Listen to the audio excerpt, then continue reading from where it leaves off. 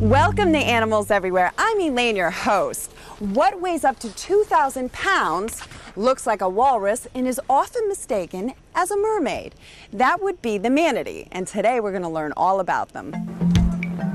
The crew of Animals Everywhere traveled to Crystal River, Florida to swim with the manatees.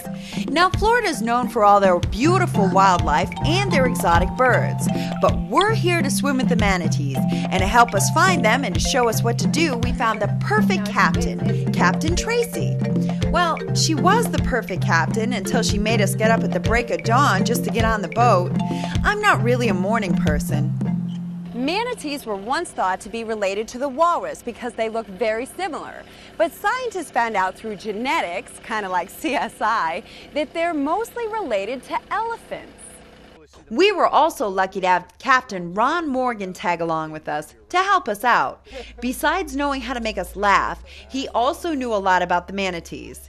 In the time I spent with Tracy, I realized this was the perfect career for her because of her extreme passion for the manatees. As a matter of fact, it was borderline obsession. I'm just kidding. She knows everything there is to know about these docile mammals.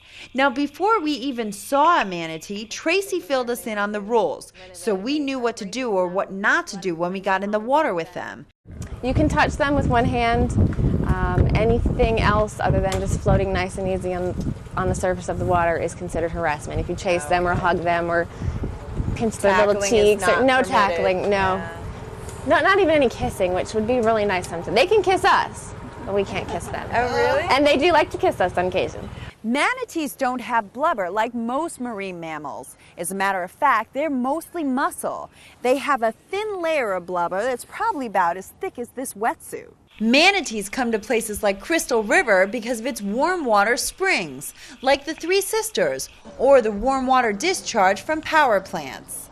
The warm water springs found in Florida is pretty much just a great big hole that warm water comes out of constantly.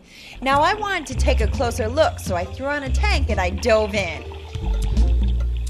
Don't worry, I wouldn't forget to bring cameraman Peter with me. The big spring that I was at is found at the Three Sisters, and the reason why they call it the Three Sisters is because there's 3 great big springs in one area. And the water's pretty much a lot clearer in those areas than it is in some other areas, and it's exactly 72 right at the springs. If the water temperature drops below 68 degrees Fahrenheit, they can die from hypothermia. And they can go into hypothermic very quickly. Really? Yes, they're actually, and like I said earlier, they get colds a lot. If they get into water that's just a little bit too cold, they will immediately get a cold and start blowing snot all over us. Really? Okay, it's time for us to suit up and get in the water. So we don't get sick and start blowing snot all over Tracy, we put on wetsuits because we too get cold. Even though the water is a constant 72 degrees, I know I would have frozen my little tail off given the amount of time we're going to spend in the water.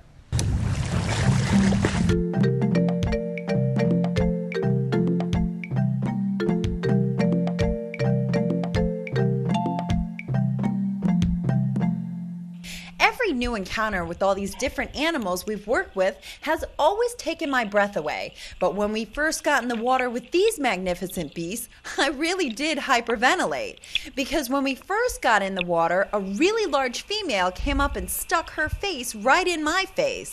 They will oftentimes they'll go just like this. Mm-hmm. And they'll touch you with they'll put their mouth right on your face.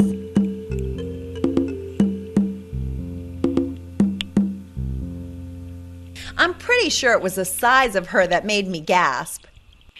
Before we got in the water, Tracy not only explained the rules for touching a manatee, but she also explained that we had to be real slow and quiet. Supposed to swim slowly, stay flat on the surface so you don't kick up the bottom, so that you can't see and you don't kick a manatee by accident. You can only touch the manatees with one hand. You don't want to splash, you don't want to talk, you don't want to move too quickly, you don't want to actually swim fast. We learned that Tracy was not only smart, but she was right, because the manatees kept swimming away from us in the beginning because we were as quiet and as gentle as a bunch of elephants. I'm not joking. It was like we were doing an elephant dance. After a while, we got used to the water and we slowed down. We stopped kicking and splashing, and sure enough, the manatees came to play with us and get their tummies rubbed. It was pretty cool when the manatees rolled over so we could rub their tummy. They also liked to spin around. This looked like a lot of fun, so I started spinning, which made them spin. That's really the neatest thing about this, is that they do let you come into their homes and play with them. What other wild animal can you do that? One way manatees entertain themselves is by chewing ropes from the boats. When manatees are being really playful, they like to chew on ropes, and this is what they do. This little guy here was going crazy with the rope on Tracy's boat. That is so sweet.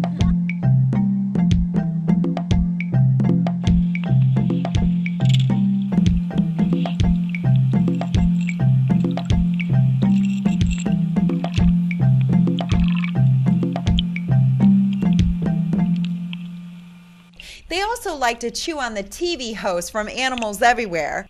As you can see, this little guy here started chewing on my arm like it was corn on the cob.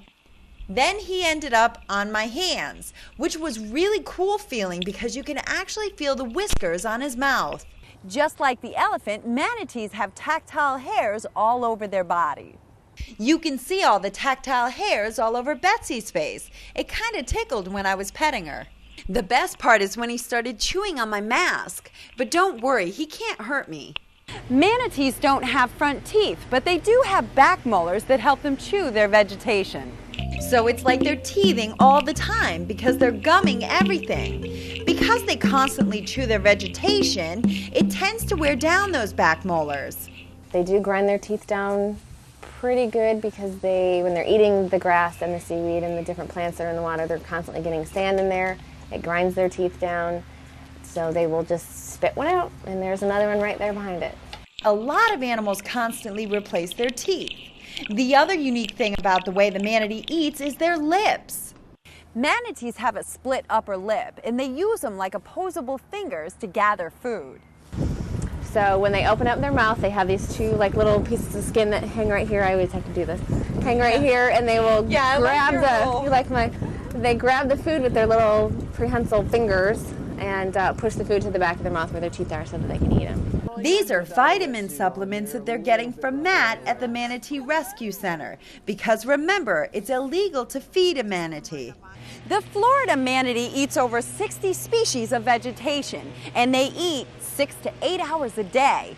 But that ain't nothing, because my cameraman, they eat like 18 hours a day. Because they eat so much vegetation, they can get pretty gassy. As you can see here, those bubbles are not air coming out of a bathing suit. Now, another interesting bit of information about them is they don't really drink water. They get all their fluids from the vegetation they eat. Now that we know all about their eating habits and how gassy they get, when we come back, we're going to learn what these funny-looking boats are used for and how they help the manatees.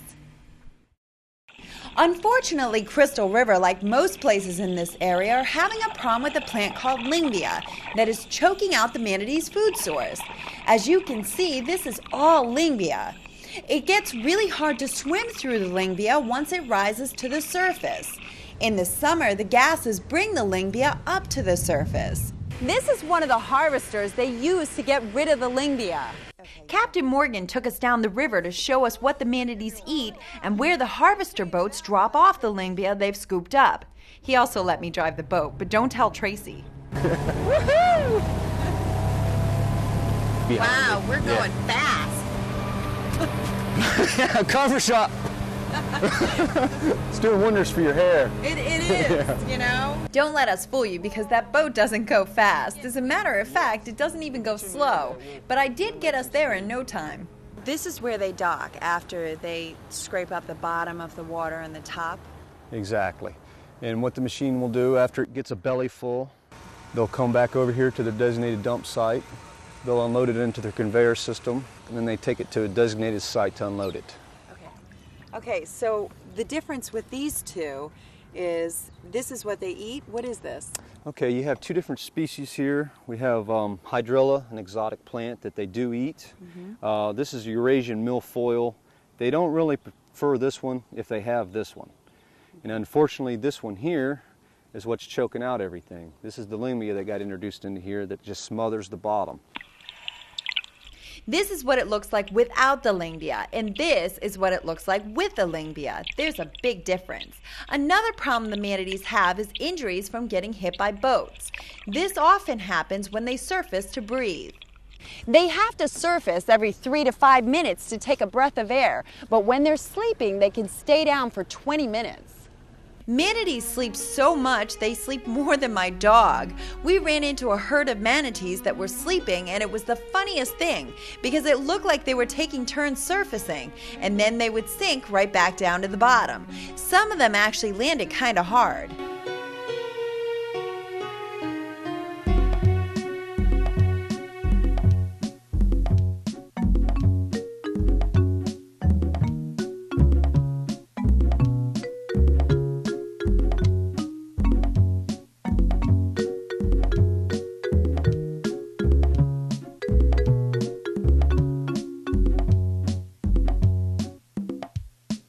Obviously, they have to come up and breathe. So what they will do is it's kind of like half of their brain is shut down so that they can go to sleep. The other half is still awake enough to say, we need some air, we need some air. Oh, that's like a dolphin. Yeah. Oh. So they just sort of rise up, get some air, and sink right back down again. When they surface for air, they don't use their mouth to breathe, they use their nose. And when they surface for a breath of air, their nose flaps open real quick and then they close before they go back underwater. And that's actually oftentimes is when they get hit. They're very easy to miss when they're sleeping. They just barely break the surface and just enough to get there some air. So far during the show, there's only been a couple manatees that didn't have big propeller scars on them. I know I speak for the whole crew of animals everywhere when I say it's enough to make you want to cry. Boat propellers do cause some injuries to the manatees, but the most serious injuries are caused from getting hit by the hull of the boat. The blunt trauma from the hull of the boat can crack a rib, puncture a lung, and even cause brain damage if they get hit in the head, which is often the case. The good news is, to try and avoid these injuries, they've reduced the boating speed in the canalways to idle speed. There are signs posted all over. This way, if you don't see a manatee, you won't hit them that hard. A lot of people say they're a nuisance and they're irritating and they can't drive their boats fast to go fishing and whatever, but they keep the waterways very clean. And they're just ever so sweet. They don't do anything. All they do is eat and sleep and swim. One way to find a manatee is look for the footprint on top of the water. Watch for their footprints. I don't know if you guys know they're called footprints. When they swim, their tail goes up and down for propulsion, and when they push up, the water kind of comes up and makes a bubble, so it makes a little swirl. Watch for those, and then we can see them swimming, so we know we're not going to run into them.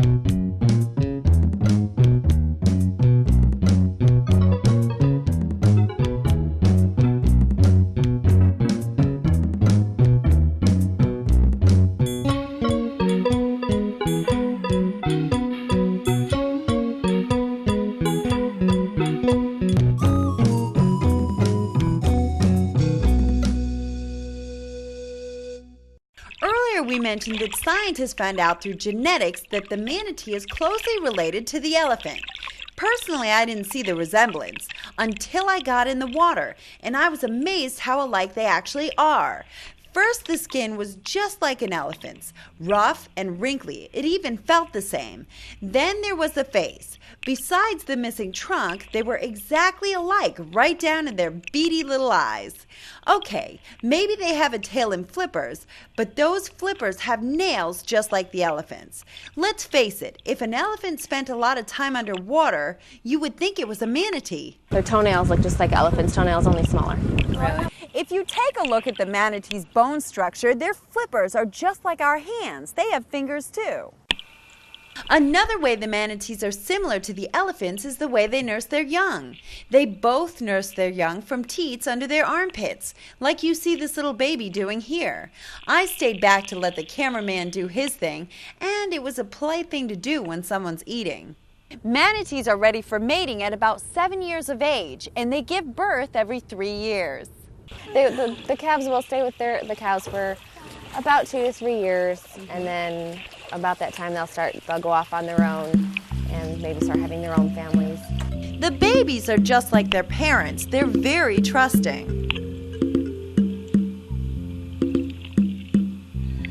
When manatees are born, they're about 60 pounds. Now that's a big baby, but they can get up to 2,000 pounds, and they're around 12 feet in length. As we were driving down one of the canalways, we saw several manatees that were what we thought playing. But as we got closer, we noticed they were doing a little more than playing. So one of my cameramen, Mark, decided to get a closer look in the water.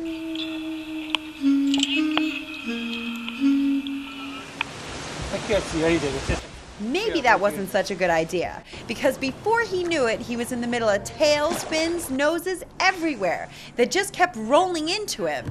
There was at least 8 males trying to impress this one female, which is the way it works during mating. Usually one female and about 4 or 5 males, and they'll kind of chase her around and splash around and say, "Hey, look at me, aren't I the prettiest and the biggest?" And and then she'll just kind of go, "I'll choose you."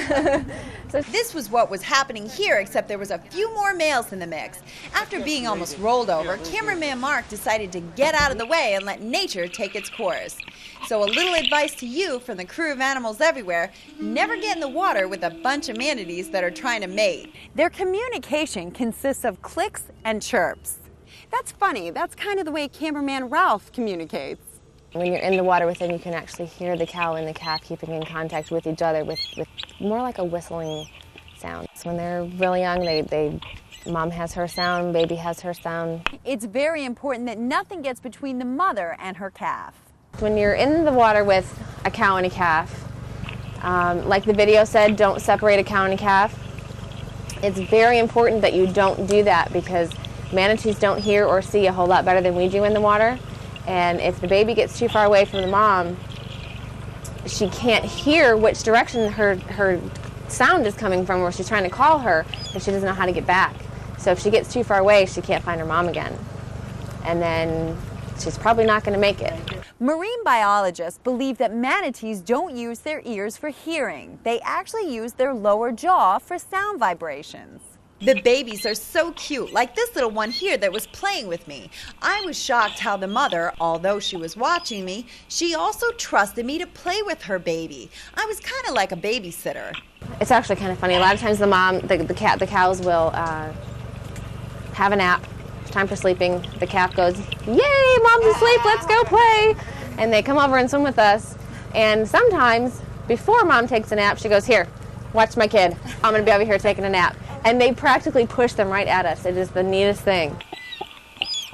That's the squealing noise the babies make, so they know where the mothers are at all times. Occasionally, this little baby would get nervous and call out to her mother.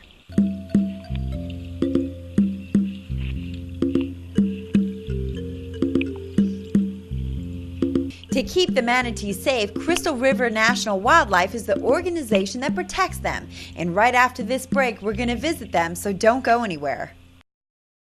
And look at the tactile hairs. Tracy brought us to Homosassa State Wildlife Park to meet some very special people, Matt Robinson and Betsy Darth. They take care of the injured manatees that can't be released back into the wild. Betsy's been working with the manatees for a long time. 19 years. 19 years. It's a privilege to work with the manatees. Her goal is to educate people about the importance of following the rules and laws when the people are having their encounters with the manatees. Always obey the laws out there.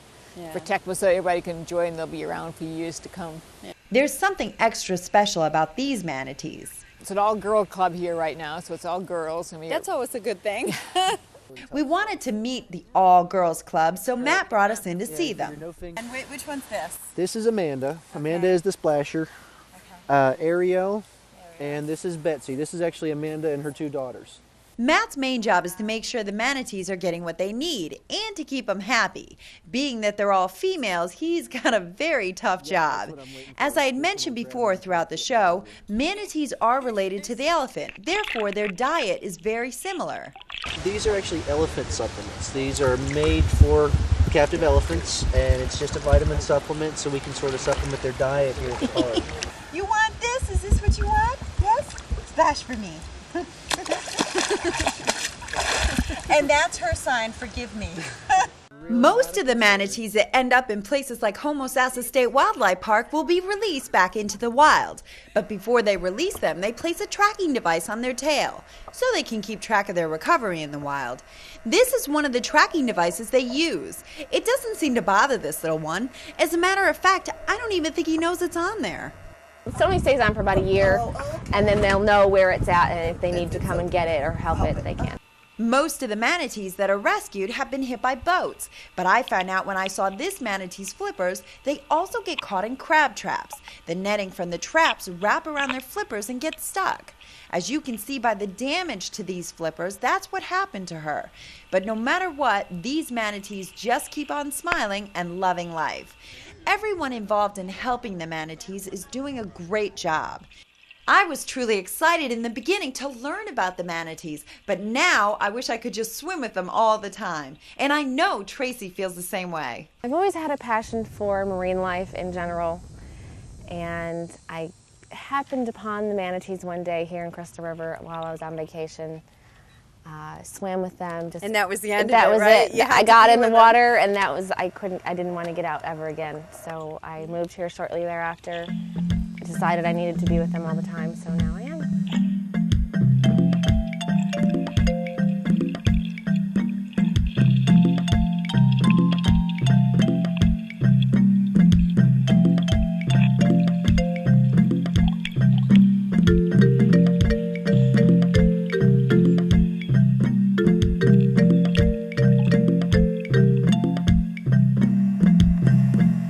Well, that's it for our show today, but don't be disappointed because we're going to go on another adventure real soon. We hope you've enjoyed learning all about the manatees as much as we have.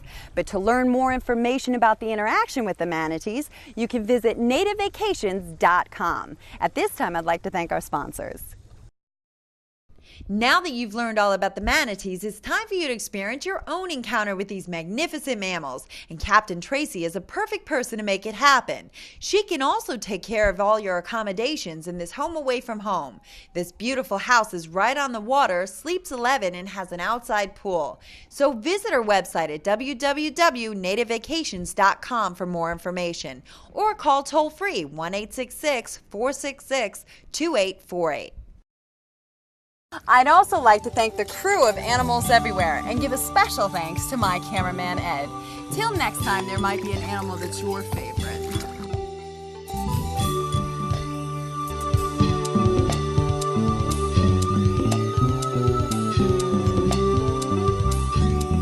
If you have any questions or comments about the show, write to Elaine at Animals Everywhere, P.O. Box 584, South Glastonbury, Connecticut, 06073. Or visit our website, animalseverywhere.com, where you can contact Elaine by email.